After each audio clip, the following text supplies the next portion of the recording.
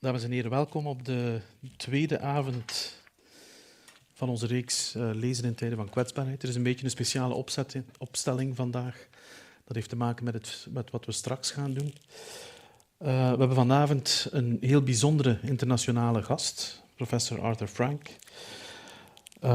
van wie het werk eigenlijk de titel van deze reeks heeft bepaald. Professor Frank, ik ga hem straks aan u voorstellen en ook zijn werk voorstellen.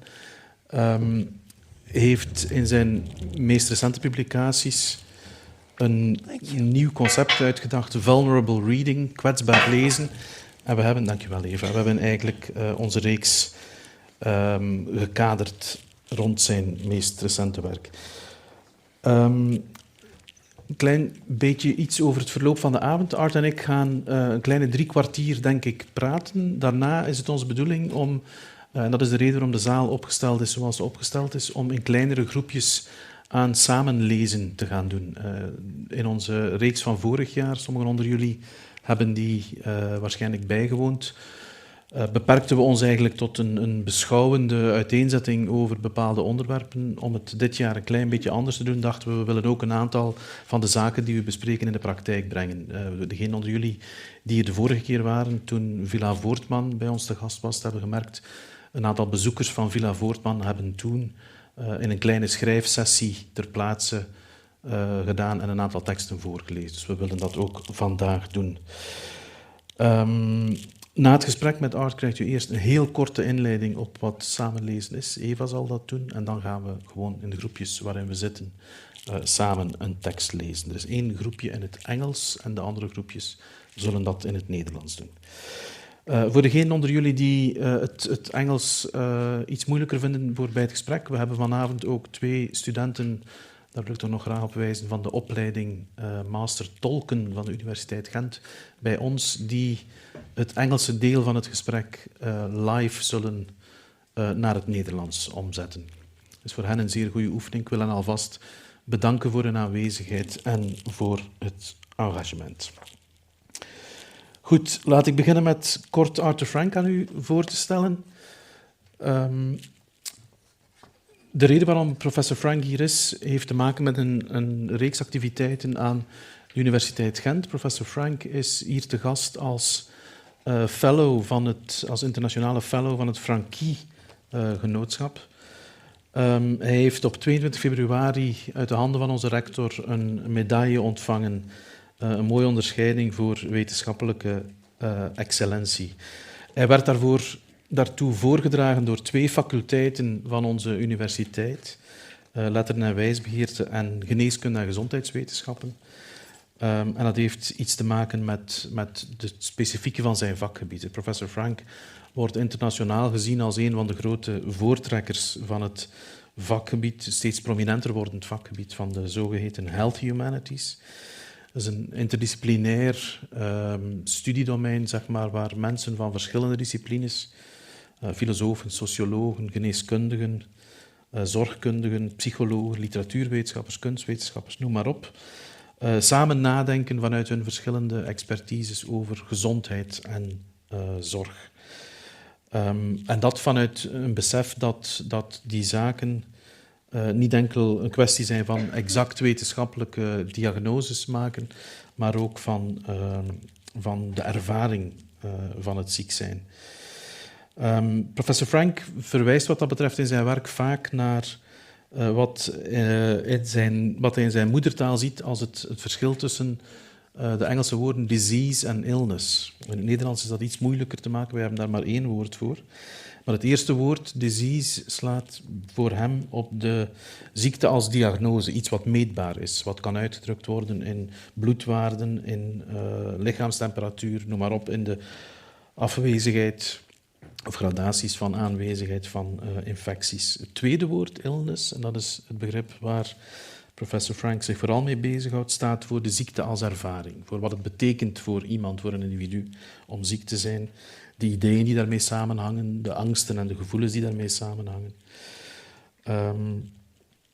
Sinds hij in de tweede helft van de jaren 80 zelf zwaar ziek werd, eerst kreeg hij een ernstige hartaanval en daarna werd er ook kanker bij hem vastgesteld, beseft Art dat er in het denken over gezondheidszorg meer ruimte en aandacht moet komen voor het perspectief van de patiënt. Dat is eigenlijk het centrale punt van zijn werk.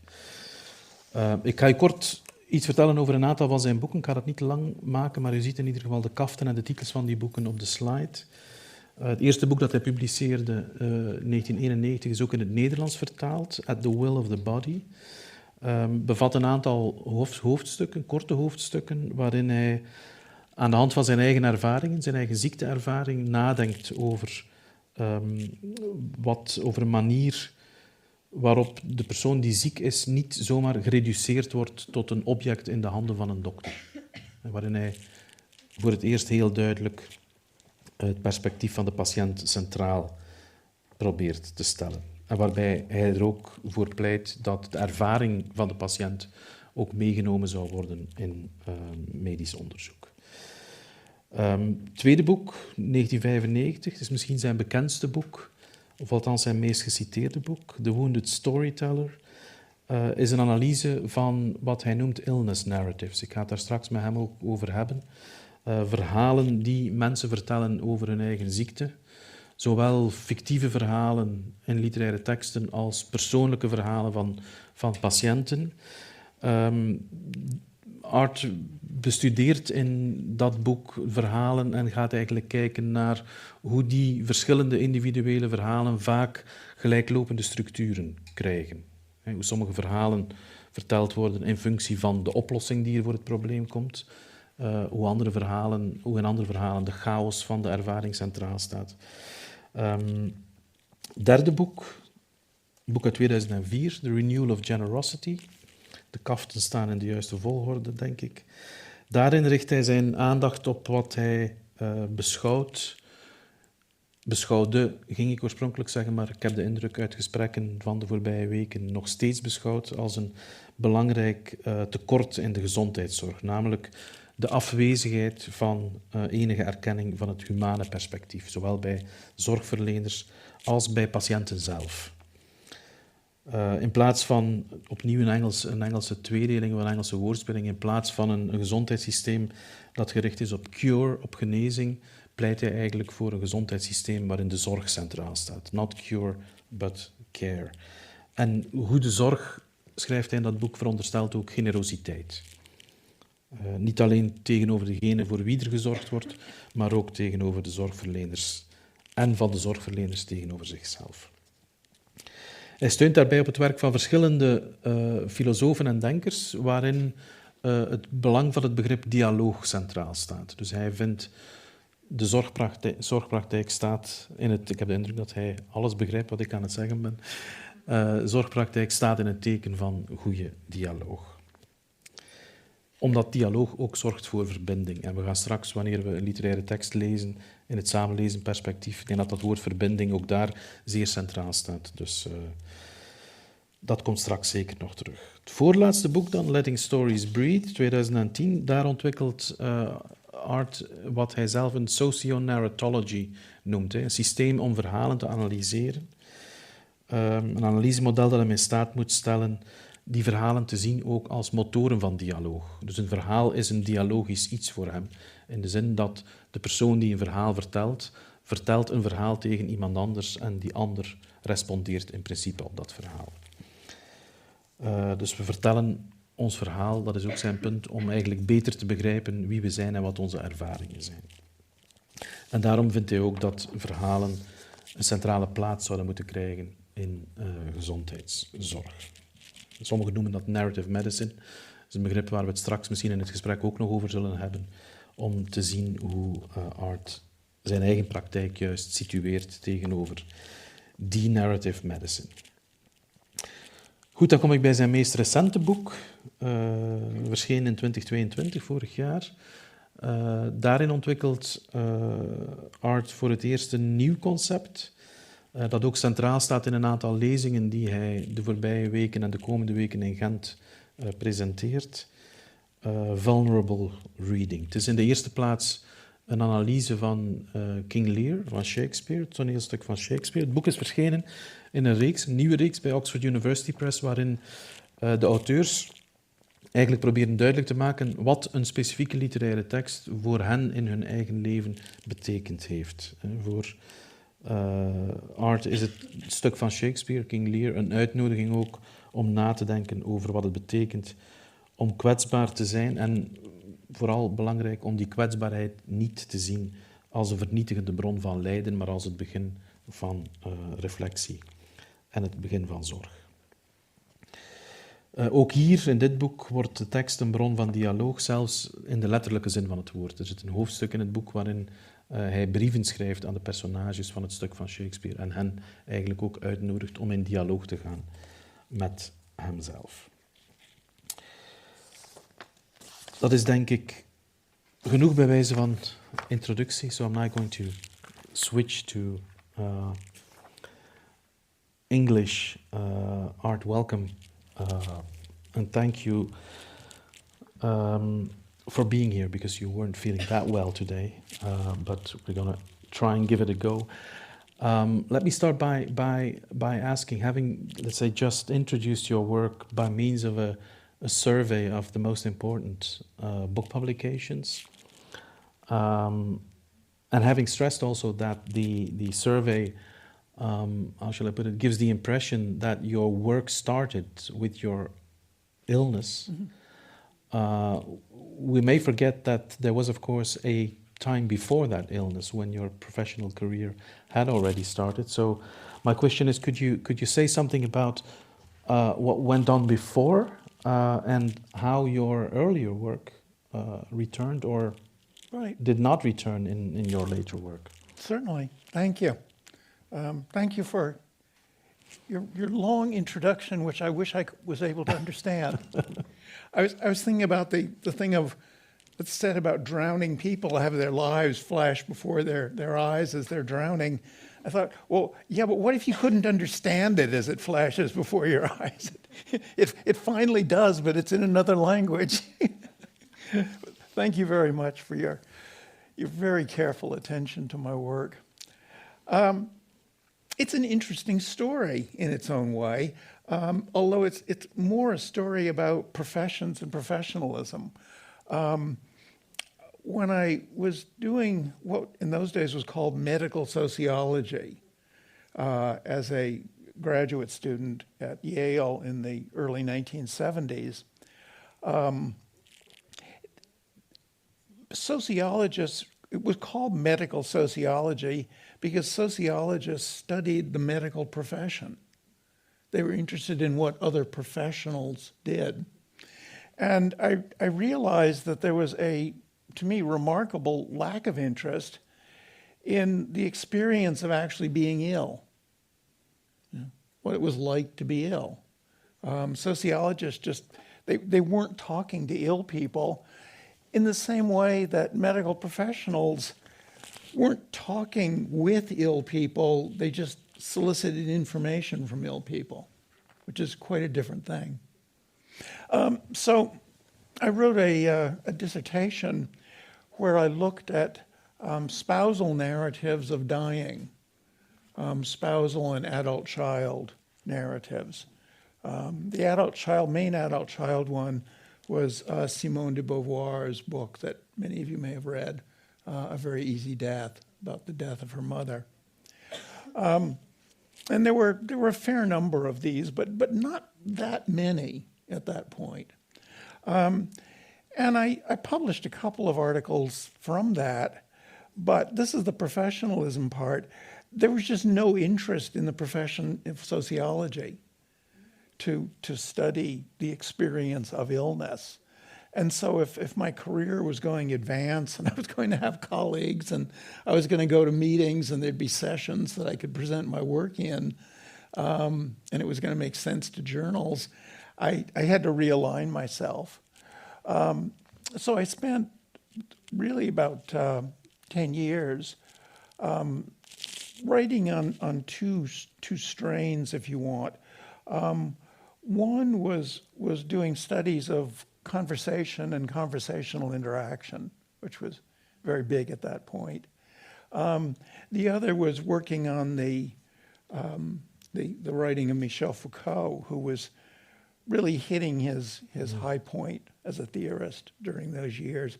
I was saying to Jürgen, I was just exactly the right career age for Foucault. His big books came out just when I was looking for a big book that I could tie my career to. And at the same time, I was also had the opportunity, just because of things that were happening in the Department of Psychiatry in Calgary, to do quite a lot of training in family therapy, which had interested me since I'd started graduate school in communications in the late 60s. And that was a really good 10 years, but as you can tell from my description, it was kind of all over the place. And I think if you'd asked somebody in the late 80s what they thought of me, I hope they would have said, well, he has some interesting ideas, but he's kind of all over the place. We don't really know what his contribution is. And then I got sick. And just as they say, hanging concentrates the mind wonderfully. Illness really gave me not just a focus, but a cause. And the cause took me back to my dissertation. The cause was nobody's listening to ill people. I had this funny experience on one hospital admission where the young resident who was doing the admission physical knew I was a professor, knew I was a sociologist, and he said, oh, well, you'll really be interested in the social history part of our intake physical. I said, yes, I will be. And he proceeds through a whole lot of medical questions. He said, now we're getting to the social history part. Okay. What do you do for a living? I said, I'm a sociology professor. Right. Now, moving on to the next section. That was it. That was just it. The cause that led me in many ways to write my first book, which was a memoir of my own illness, and then to write The Wounded Storyteller, which is still the book I'd be best known for. We just licensed it in Chinese, which is just extraordinary. I mean, there's a beautiful Italian translation came out last year, and it's going to appear in Chinese. And to have a book still being translated 30 years later is it's just enormously gratifying.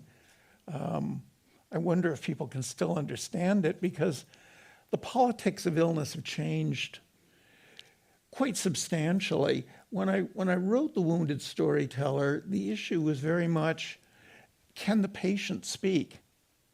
Can the person who is designated as the patient also be heard as a active, intelligent speaker who is worth paying attention to, who has something to say and it matters? Yeah. And is your impression that has changed that much? Or? Well, it's changed in that the internet, both in terms of book publishing and in terms of the internet, there's been a proliferation of first-person illness stories. Graphic novels, memoirs, fictional, quasi-fictionalized. The idea of the first-person illness narrative is no longer a strange idea in any sense. These are prevalent. And if you Google any illness, you can find a multitude of first-person stories on the internet. And that just wasn't true when I got sick in the mid-'80s. I mean, there was no internet. Books were sold in those days. You may remember this. They were sold in bookstores as opposed to being sold online. And you were kind of subject to what the bookstore happened to have. And it was really exciting when you found things that you'd heard about, but you hadn't been able to find them before, particularly out-of-print stuff. I think there's been an enormous change in that respect. In terms of clinical care, there has been a professed change, but in terms of actual practice, not that much. Mm-hmm. Not that much. So it really is there really is a plus ça change. I mean, there has been a great deal that's changed, but nothing much has changed. You wrote The Wounded Storyteller after your first book, and your first book is actually is it itself an illness narrative in the sense that you describe in The Wounded Storyteller.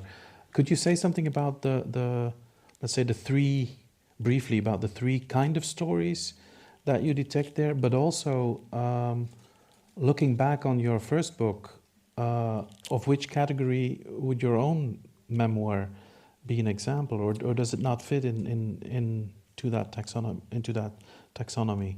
Well, it's my perpetual tension. I'm always biting the hand that feeds me, in that these three types of illness narratives have earned me an extraordinary number of citations. And since citations are a form of currency in an academic life, it's really good to get cited. Deans like your work to get cited, and it gives you various benefits, including perhaps being here. By the same token, the problem with presenting a taxonomy, as you called it, is that people expect things to fit into it. What I was trying to do in The Wounded Storyteller was to balance a personal recognition that people are deeply committed to stories that they believe are their own, to stories that relate experiences that we ourselves have had. On the other hand, is the sociological recognition that people never make stories up by themselves. The stories we tell are stitched together. They are fabricated in the sense of a fabric, as an intertwining of threads, out of standard cultural resources, things that are available in the culture. That includes plot lines, that includes character types, that includes metaphors. And in writing an illness narrative, you have to decide which of these you're going to take up and which ones you're going to refute. For example, one of the most prevalent metaphors around cancer is the idea that it's a fight. One of my pet peeves is that if someone dies of cancer, the obituary necessarily starts off as died after a long battle with, or a valiant battle with, a courageous battle with. And you just don't get that with other diseases. People don't die after a courageous battle with their hearts, or their livers, or their kidneys. There's this thing with cancer. It's weird. But that's what I mean by a cultural resource. In that case, I wrote a chapter called "The Struggle is Not a Fight," in which I took that metaphor on and said, I don't want to buy into it. There are other metaphors we do buy into. So what are these three types? As I had read a number of illness narratives and talked to a lot of people, it seemed to me that there were three basic skeleton plots, or perhaps genres, in which people told their illness stories. The medically preferred one I call the restitution story. This is the story that medical professionals want to impose upon the patient, which is, you were living your life, oops, you got sick, we treated you, and you're now going to go back to your life as it was. Or at least a reasonable facsimile of your life as it was, a version of it. And medical people are deeply committed to that, really deeply committed to it. I was once interviewing an intensive care nurse, and I said, what's the best part of your job? And she said, it's when parents bring their kids back in, and this little premature baby who we weren't sure was going to live is now a healthy, happy 7, 8, 10-year-old. That's a restitution story.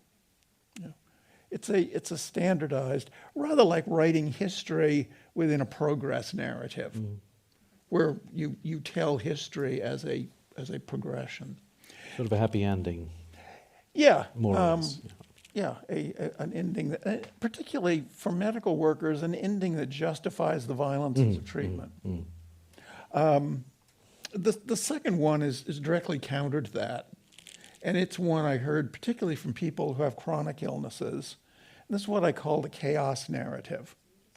In the chaos narrative, life is a sequence of assaults, new symptoms, other problems, financial issues compounding health issues, job loss compounding financial issues, other family members whose illnesses the person is responsible for. It's just, as the phrase goes, one damn thing after another. And there really is no narrative. There's just a perpetual assault of these, what am I going to have to deal with today? I was speaking at a large medical thing about these, and I said, you know a patient's telling a chaos narrative when it's the room that you and your coworkers don't want to go into.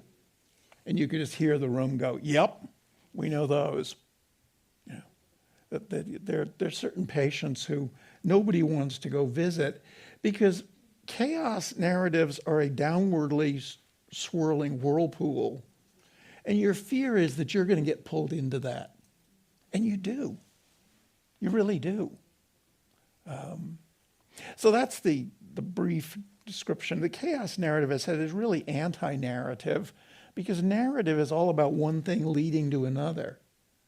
And the chaos narrative is just one thing and then another. Nothing particularly leads to something else, if you see that difference. The third type, which is the preferred type with publishers, it's where publishers really want you to go, is what I call the quest narrative. And this is expressed in the phrase, cancer was terrible, but I became a different person through the experience, and I'm so grateful for the person I've become. It finds in this a different way of being and a form of recognition that it hadn't found before. And it claims a certain privileged knowledge in its own way as a result of this. And it's a very old narrative that you need suffering in order to know in a certain way. It's a very Christian narrative. Well, it's really pre-Christian. I mean, you can take it all the way back to Gilgamesh. Okay, yeah. You can take it back to the myth of Inanna, going down into the underworld. But it fits the Christian ideology very well. Yeah, I would see the Christian ideology as another iteration of a very old Middle Eastern Mesopotamian story that, as I say, really goes back to Inanna and Gilgamesh. And is this quest narrative very different from the restitution narrative? Oh, Because completely, they sound... completely, because the quest narrative is not necessarily about getting better. Okay. It doesn't aim at a restitution of life before. In fact, it wants a different life. But it's about becoming a better person. Well, it's about certainly becoming a different person and having different criteria of what counts as better. And maybe you get there and probably you don't. I mean, one thing you've learned is that the phrase better person is a pretty slippery phrase. Mm-hmm. Yeah. In your own memoir, how does it fit in? How does it fit or not fit into the three categories? I didn't have these categories when I wrote my memoir. I hadn't thought them up yet. But looking back, I would say I was acknowledging that in fact I did live through a restitution narrative. I did end up at the end, in very good shape. I was really restored, certainly physically.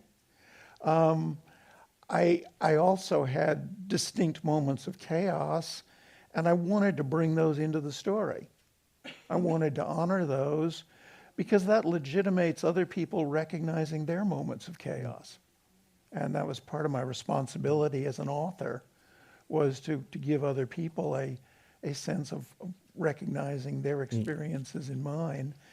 And overall, I'm just a little too sanguine a person for it not to end up being kind of a quest narrative, in that I really did feel I had found a way to be, including just, I always joke that for me, cancer was a career move, but it really was. You know, it then really focused me, and by the early 90s, if you said to somebody, asked somebody what I did, they would say clearly he studies illness experience. You know, he's the illness guy. Which you were from the very beginning, but it Which I personal kind at of one was, but there just wasn't a niche for it. Yeah. There was no recognition for it.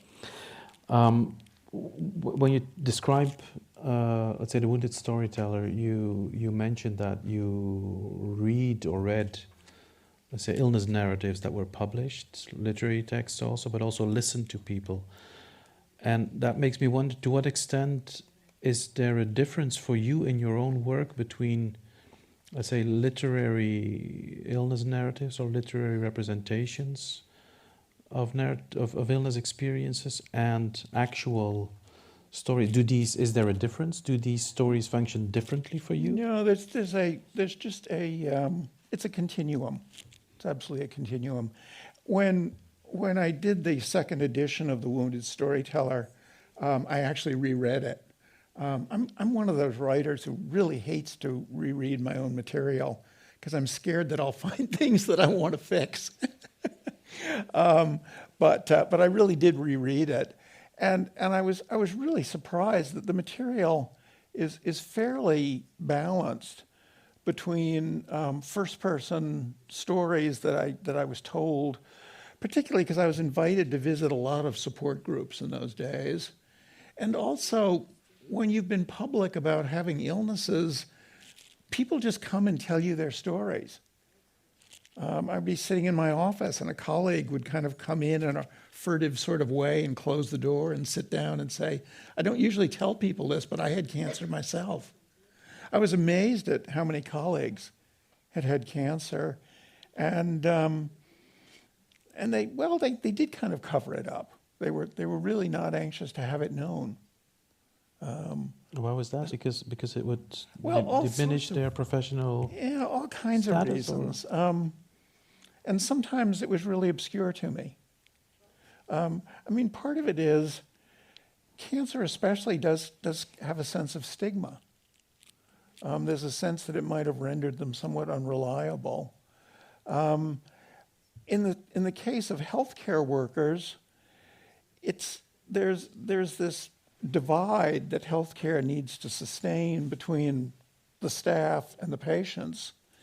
And if they admitted that they'd had a sustained period of illness, that made them kind of liminal, whereas they were very anxious to keep themselves on the professional staff side of the divide. Whereas one could also say that having had the experience themselves, and there are stories like that, doctors become better doctors because they now know that what it means to. Well, absolutely, and have the that's the basic plot of any number of physician as patient stories that really go back to the 50s and continue right now.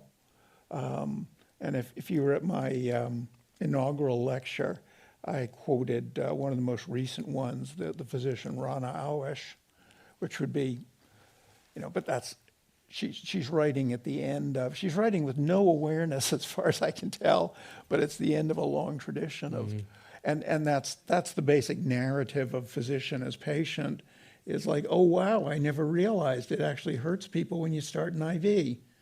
And it's really becomes annoying when you have daily blood draws. I just never got that before, They can be quite annoying actually, in terms of, oh gosh. But they're also very valuable. Where does your interest in literature come from? You said you're trained as a professional sociologist, but the interest has always been there. Yeah, it goes back even further in terms of your first question, because there's always a before to the before. And I originally majored in English as an undergraduate. And then I found that pursuing graduate work in English destroyed what I loved about it. Professionalizing it just made what was valuable to me disappear. And so I switched into communications as a sort of transition program. And I was lucky to find a program that was really way ahead of its time in terms of the faculty I studied with and what interested them. And, but there weren't that many jobs in communications departments. So I decided I would go on to graduate school in sociology. But you couldn't get away with this nowadays. This is like, kids, don't try this at home. But when I started my PhD in sociology, I had literally never had a sociology course. And there were, everybody else in my cohort had done honors degrees in sociology and all this stuff. And I was just faking it, Now, I also had a very solid master's degree, and I knew how to do academia in some ways more than they did. I was a little older than most of them and a little more academically experienced. But I had a lot of catching up to do. And I didn't really catch up until my first sabbatical. Fortunately, I taught at a university that was very tolerant of professors teaching themselves the material while they're teaching it. Mm.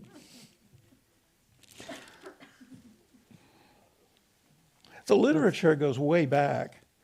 And I was always interested in trying to find a sociological approach to literature. And I really never could do it until I'd retired and wrote this book. Yeah. Let's talk a bit more about the book.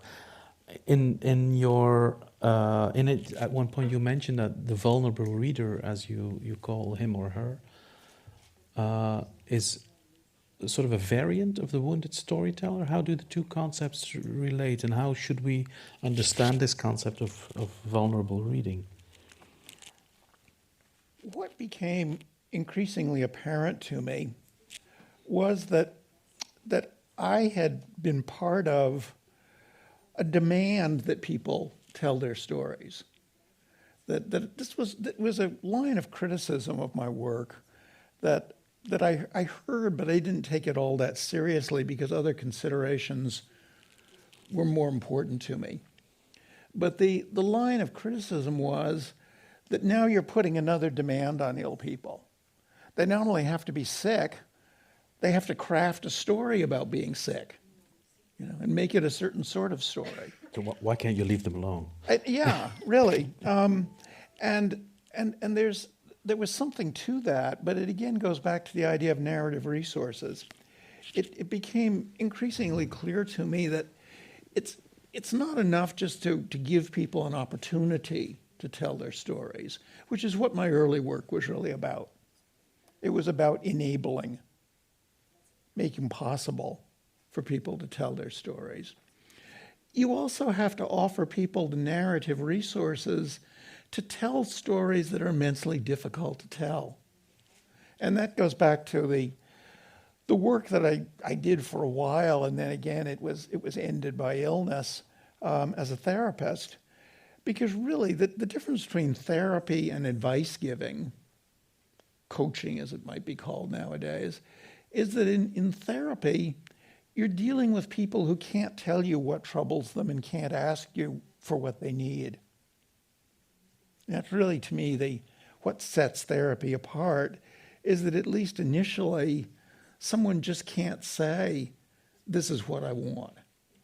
They can't tell their story. It's incoherent in a certain level.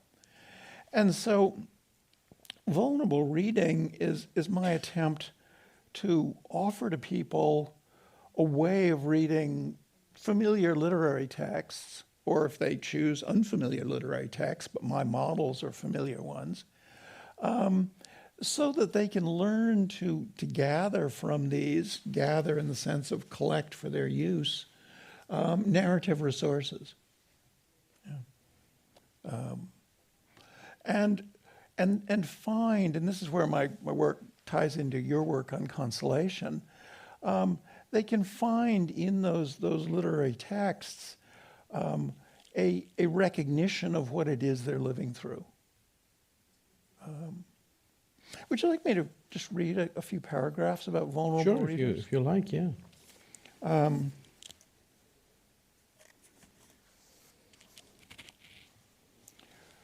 Vulnerable reading is how we read when some it, in italics, some it threatens who we are committed to believing we are.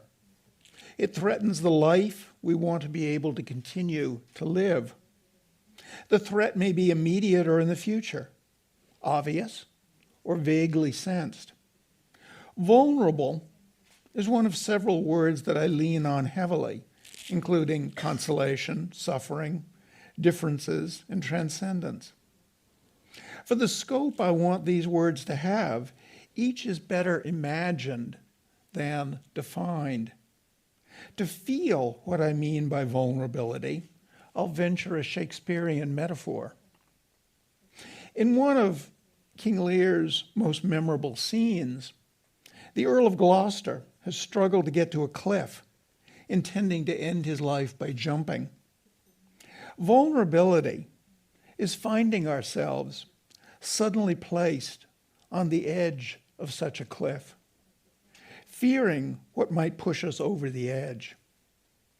The bank we stand on could crumble, a gust of wind might throw us off balance, or prolonged dizziness might overcome us. Our fear is compounded by wondering whether we are desperate enough to jump. Stories cannot and should not make these fears go away. The fears are realistic and useful for our survival. Stories can help us find a way to continue to stand on that edge and feel not secure, but all right. All right, not in the sense that it's a place we want to be, but in the assurance that it's a fully human place to be. Others have been here before. Being here is our participation in a story we are part of, a story that was unchosen for those who lived it in the past, as it is for us now. I'll quit right there. Let me ask you a question that is much easier to ask than to answer. Why Shakespeare? Why Shakespeare? Well, that's actually the next section in that chapter. That's where that chapter goes on. Why Shakespeare? And it is difficult to answer. Shakespeare is a rabbit hole. And you really don't know you're going down it until all of a sudden you find that you put one foot in and you're headed for the bottom. I was in London. We took a vacation, a family vacation in London. And I had never been to the Globe Theatre, the reconstructed, quasi as authentic as we can make it nowadays, theatre in London. And we went to a production of the first one we saw. They went to several plays there, but the first one we saw was Measure for Measure, which is what I'm lecturing on in the lectures I'm giving here. And it was just a revelation to me, because I had always seen Shakespeare performed, well, much like this, where the audience is back there, the action's up on a stage, the audience is in the dark, the light's on the stage, and you sit there in the dark and watch it happening. Whereas if you've had the great opportunity, privilege of seeing Shakespeare at the Globe, it's very interactive, because people are standing all around the stage, what were called the groundlings in Shakespeare's day, which were the people who'd paid a penny to come in and stand around the stage, as opposed to those who paid more for seats. And the actors interact with the crowd in various ways. Yeah, and that just made Shakespeare come alive for me. And then you just keep on getting fascinated. And sometimes I would get more fascinated in the history of the period, and sometimes I'd get more fascinated in critical literature on certain plays. I mean, there are just all sorts of Shakespeare fascinations. And it's kind of like being a sports fan or, any number of other rabbit holes you can go down. But once you're down, you can't really say why. It's just that it kept on intriguing you. I kept on buying books about Shakespeare, and more remarkable still, I actually read them, And we don't really choose these things, And fortunately, I was retired, and I didn't have to think whether this had some sort of productive future to it. It was just what I wanted to do. Mm-hmm. And then I got an opportunity to turn that into writing. Yeah. The opportunity was created by Philip Davis. For the audience, Philip Davis is a literature professor, emeritus literature professor at University of Liverpool, who's the partner of Jane Davies, the founder of the Reader organization, who developed the shared reading method that we are about to practice in a couple of minutes. I just wanted to ask you, because you mentioned him to me in our earlier conversations, what was the impact of him as a person and the impact of his work on you, and also how does what you call vulnerable reading, how does that tie in with the shared reading practice? I'd already published an article on Hamlet in which I introduced the idea of vulnerable reading before I met Philip. So it was already there, and his program of trying to find out what kind of readers people are really fit, because the vulnerable reader is one kind of reader. That there's someone who has a particular interest, that they, sometimes even obsession, that they bring to the work of literature. One of the chapters in Philip's book, Reading for Life, talks about a woman named Georgina. It's a pseudonym. And Georgina has had and continues to have a really hard life. One thing that's extraordinary about the Reader Project is that it draws on people from all strata of British society. And Georgina would be one of the more hard-living people in that. And she has this wonderful description in there of needing to go to the hospital for something and sitting in the waiting room, and they were reading Lord Jim, Joseph Conrad's novel, in the reader group. And she took it out and she said, "All right then, what have you got to show me?" And that's really vulnerable reading. Like, here I am in a hospital waiting room. I'm anxious.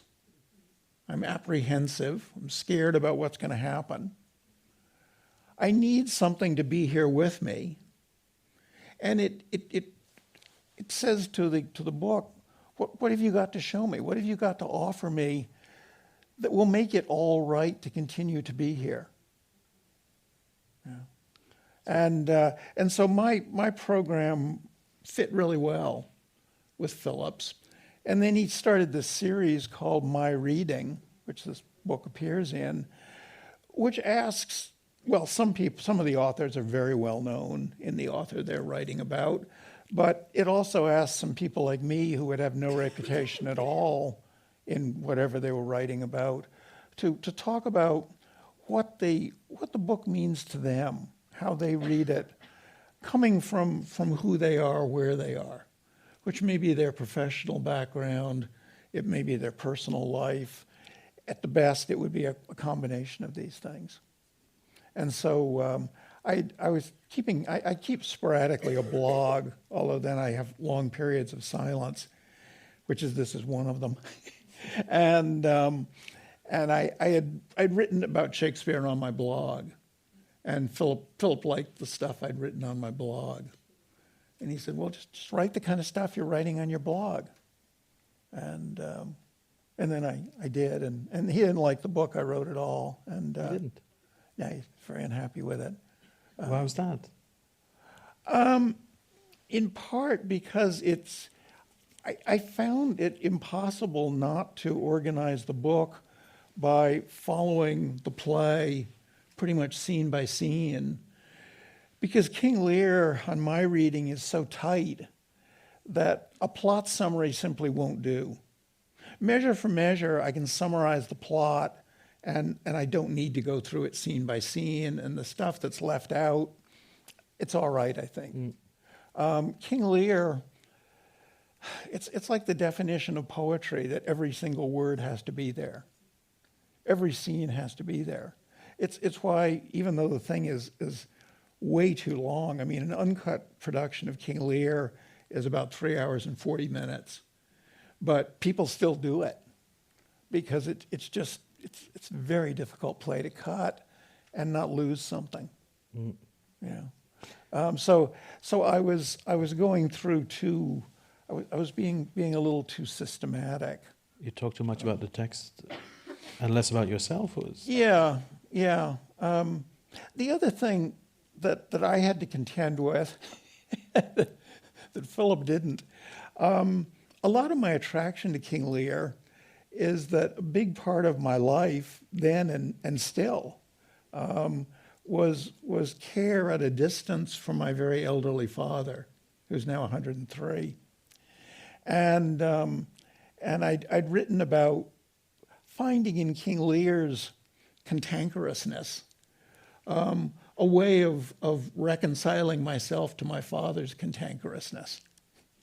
That in Lear's grumpiness and seeing, because it's easier in a literary text to see what's making Lear grumpy, whereas with my father, when I'm the one who's trying to help him, he's being grumpy at me, and it's hard to see that. And the literary text was just very helpful to me in dealing with that. The problem, in quotes, is that we all thought my father was going to die when I started the book. We never thought he would live to see it published.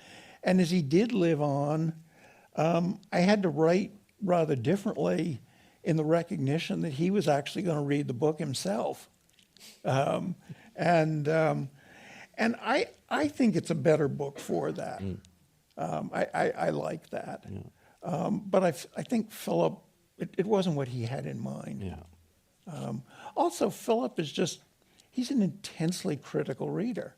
I mean, if we were to make a chapter about him in his book, he's a very critical reader. Yeah. We're going to move on in a couple of minutes to the shared reading practice, but I wanted to ask you, because we have been talking about this, you already have some experience with the practice itself, or you would like to know more about it? Or? No, I'm really looking forward to what we're going to do, because I've only seen this in video clips on the Reader website. Yeah. When I started working on Shakespeare, I was imagining groups of healthcare professionals, and I hoped eventually to move on to cancer survivors, who would come together, and instead of talking directly about their problems, they would read a Shakespeare play together, and there'd be ways in which the play would then open up discussions of their issues. And we did 3 of those groups, and I have to say, this again, I didn't have any. I was making it up as I was going along, and I think they were fun, but they weren't focused. We didn't really know what we were doing. Yeah. And then COVID came along. And this book is very much a COVID book, because when you're locked down, I could have titled it Lockdown with Lear. That would have been a good title. Well, I kind of like its present title, but it really was Lockdown with Lear, because I then had, pretty near 2 years of just not being able to go out. And really being able to bore my way down into this play in a way that's just an enormous privilege to spend that long and that intense a way. And I have to say, for me, that's the limit of vulnerable reading. It's very demanding. People don't really want something that's a commitment over time and a commitment of intensity. And vulnerable reading requires both time and intensity. You've really got to wrap yourself up in this so that its resources become your resources. Yeah. And I think particularly using this in clinical contexts, that's just going to be a limit, because people want to work with a poem or a short story, or they want something that's kind of a quick hit. Unfortunately, like a lot of things in life, what you get out of it actually is commensurate with what you put into it. That's just how it is. Yeah. And so I don't apologize for that about vulnerable reading. I also think it's going to be a serious limitation of it. Okay, thank you very much. I think we can wrap it up here, and maybe first have a warm applause for our guest. And then I can maybe ask Eva to give us a short introduction to what we're about to do. Do you need a microphone? Heb je een microfoon ook? Het zal wel lukken zo, denk ik. Wat we gaan doen is samen lezen. Here, Eva, do you want this? No, it's okay. Ben wat doen is, hè? Ja. Dus moet ik eventjes wat we gaan doen is dus samen lezen. Er zitten hier een aantal ervaringsdeskundigen. Voor een aantal mensen is het nieuw. Ik zal eventjes toelichten wat we gaan doen. Het hangt heel erg samen met wat we al gehoord hebben van Arthur Frank. We duiken echt in een stuk tekst, in een kort verhaal, in een gedicht, en we verbinden ons ermee. We maken het een doorleefde ervaring door ons te verbinden met het verhaal, met de tekst, door ons te verbinden met elkaar, met de andere mensen in het groepje. En ja, op een bepaalde manier verbind je je ook met jezelf en ga je ook naar binnen kijken, naar je eigen gedachten en je gevoelens en je herinneringen of ervaringen bij die tekst. Het is ook al gezegd, het is een werkvorm die shared reading heet in het Engels. Het komt overgewaaid uit Groot-Brittannië. Het is een werkvorm die Jane Davis heeft opgestart, de echtgenote van Philip Davis, waarover gesproken werd. En het is een werkvorm die we nu een aantal jaar in Vlaanderen, in Gent, ingang doen vinden. De eerste groep in Gent is gestart in 2013. Het is effectief 10 jaar geleden. En dat was in de Zuidpoort. Dat is een vereniging waar armen het woord nemen. En nu zijn we 10 jaar later en zijn er 16 groepen in het Gentse en daarbuiten, rond Gent. Er zijn nog meer groepen in Vlaanderen. Maar dus in Gent, in Destelbergen, in Melle, in Merelbeke, in Evergem, in Sint-Martens-Latem. Rond Gent zijn dus een 16-tal groepen. En die groepen die vinden plaats, of die samen lezen groepen, die vinden plaats op kwetsbare plekken. Dus je kunt het doen met een publiek dat heel graag leest. Maar wij kiezen er net voor met Avanza om samen lezen te doen op plekken waar er misschien nog niet veel animo voor lezen of literatuur aanwezig is, waar mensen juist verrast kunnen worden door de rijkdom van een verhaal en van wat er allemaal uit te puren valt. Dus die plekken waar wij samen lezen, dat zijn dienstencentra, woonzorgcentra, senior city, waar oudere mensen samenkomen, sociale restaurants. We lezen in de gevangenis van Gent. Caroline is onze samenlezer die in de gevangenissen leest. In Gent, in Oudenaarde, in Brugge, in Ieper ook. We lezen ook samen in een huis voor mensen met kanker. In Latem, voor de mantelzorgers ook. Dus op heel veel verschillende plaatsen. Wat kan ik er nog over zeggen? Wat hier ook al een beetje gezegd is, je brengt het verhaal dichtbij. Zoals Arthur Frank vertelde over die ervaring bij Shakespeare. Het werd een heel interactief gebeuren. Het was niet, hier is de verteller, daar is het publiek. En dat is een beetje hetzelfde met samen lezen. Het is iets dat we samen doen en we maken samen de teksten, wat we eruit halen. En er is ook onderzoek gedaan naar de effecten van samen lezen. Daarover nog heel kort iets. Blijkt dat mensen die lange tijd samen lezen, dat de verbeelding duidelijk wordt gestimuleerd, dat het inlevingsvermogen wordt versterkt, dat het concentratievermogen toeneemt, dat mensen beter worden in luisteren, dat ze een beter inzicht krijgen in hun eigen gedachten en gevoelswereld. Voilà, dus dat zijn allerlei effecten die gebleken zijn uit samenlezen. Dat is een beetje de achtergrond. Nu concreet, wat gaan wij doen? We gaan dus een gedicht samen lezen. Wat houdt dat nu in? Hoe gaat dat in zijn werk? Dat is eigenlijk heel eenvoudig. Iemand zo dadelijk in uw groepje leest een gedicht voor. Je krijgt de tekst, we gaan die ronddelen, dus je kunt meelezen. Maar je kunt ook de tekst aan de kant laten liggen en genieten van voorgelezen. En dan gaan we erover in gesprek met elkaar. Gelijk wat je kwijt wil, mag je kwijt. Waar je aan doet denken, herinneringen, gelijk wat. Je hoeft ook niks te zeggen. Als je je comfortabel voelt om gewoon te luisteren, dan is dat ook oké. Dus voel je daarin vrij. En dat is het eigenlijk. Zo simpel is het. Voor mensen die we gaan straks ook nog eens horen wat Arthur Frank er dan van vond. Voor mensen die het nu voor de eerste keer doen en het straks ook nog meer zouden willen doen. Ik heb brochures bij van Avanza en daarin staat een overzicht van al die samenleesgroepen die we hebben in en rond het Gentse. En volgende week start er ook een samenlezenreeks in de gevangenis van Gent. De vorige reeks was Jurgen Pieters ook deelnemer. En we zoeken nog een aantal deelnemers die graag 8 weken lang deelnemer zijn voor een gemengde groep gedetineerde mensen van buiten de muren in de gevangenis van Gent. Voilà, maar nu gaan we eerst samen lezen. Ik denk dat we 4 groepjes kunnen maken. Er is 1 groepje in het Engels bij Annie.